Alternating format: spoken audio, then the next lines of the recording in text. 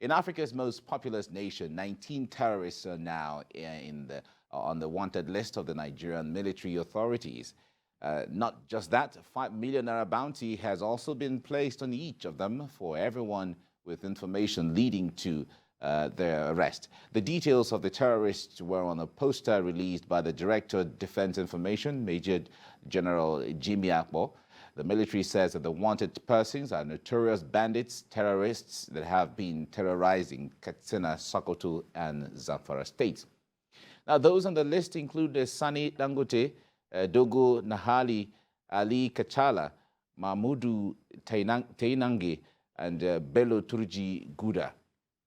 Others are Isiak Kwashen Garwa and Baleri, Sani Gurgu, Alhaji Ado Alero, and Gwaska Dankarami.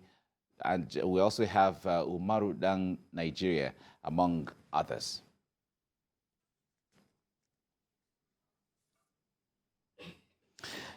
And away from that, Nigeria's House of Representatives has mandated its Committee on Appropriation to provide 200 billion naira in the 2023 appropriation year to tackle flooding. The fund is to be put in the Ecological Project Office in the Presidency for flood preparedness, mitigation, response, recovery, and relief packages. National Assembly correspondent Joke Adisa reports. About 27 of Nigeria's 36 states are affected by this year's floods, which also claimed over 600 lives and rendered many homeless.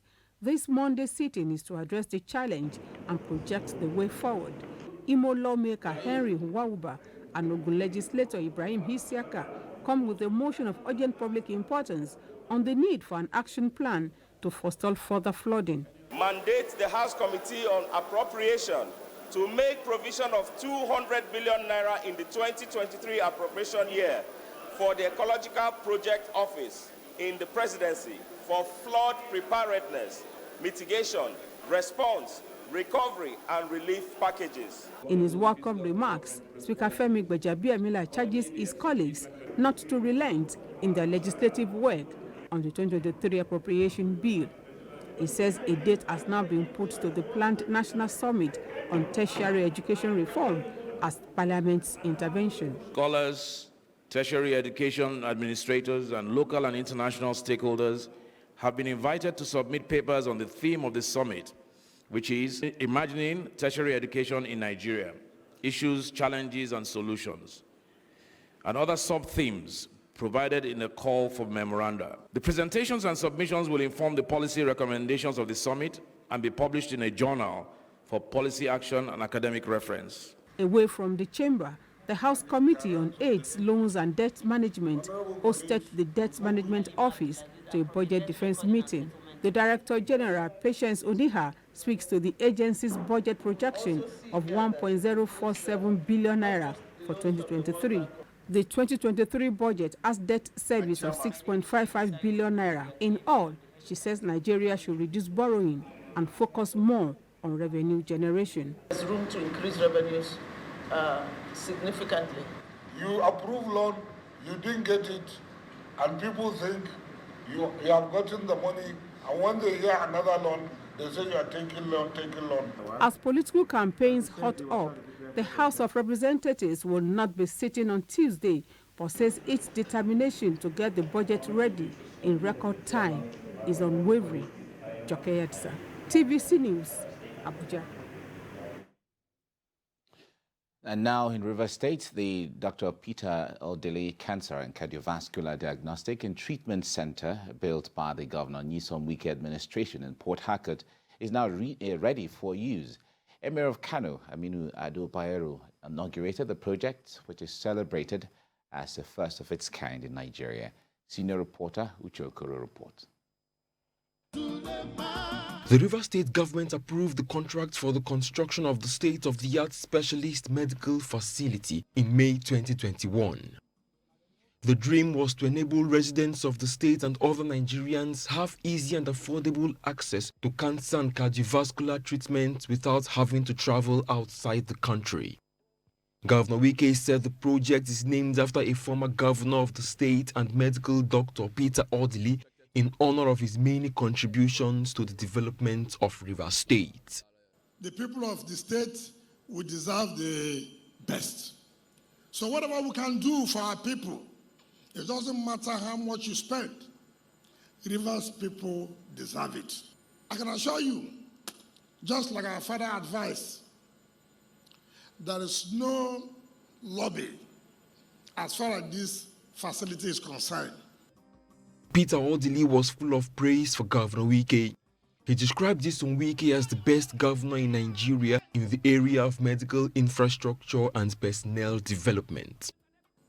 So with your usual style of meticulosity and attention to details, ensure that those who are going to manage this wonderful facility are properly equipped to do so, but in addition,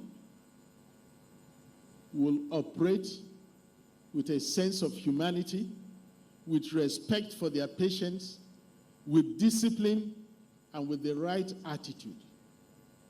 For the Emir of Kano, the Rivers State government has set the standard for the management of cancer and cardiovascular ailments in Nigeria. The dreaded disease, cancer, and its devastating effect on its victim cannot be overemphasized. It does not only destroy its victims and their families emotionally, but renders them financially incapacitated. Consequently, cancer diagnosis and treatment can be said to be beyond the reach and affordability of the common man. No doubt there is excitement in the medical field about the benefits that this facility brings to the health sector, but some concerns were also raised. Maintenance of the building and equipment is top priority to ensure that the project outlives the next administration in the state and beyond. Uche Okoro, TVC News, Port Harcourt. And now moving over to politics, where the APC Presidential Campaign Council has petitioned the National Broadcasting Commission to sanction Arise News Media and Channels TV for breach of its code over the use of unverified reports against its presidential candidate, Asiwaju Bola Tinubu. In a petition signed by the Special Advisor, Media Communications and Public Affairs of the PCC, Dele Alake, and addressed to the Director General, Balarabe Shehu Ilela, says that both television stations were accused of deliberately using reports that have been denied by both INEC and the Inspector General of Police. Part of the petition reads, and I quote, "The purported indictment against Asiwaju Tinubu, as reported and discussed on Arise TV and Channels TV, had already been cleared in a correspondence between then Inspector General of Police Tafa Balogun and the U.S. government," end of quote. The PCC said the continued broadcast of a non-existing indictment violated the NBC code. It further accused both stations of using the already cleared document in their interviews of Festus Keyamo, SAN, and spokesman of the opposition PDP, respectively.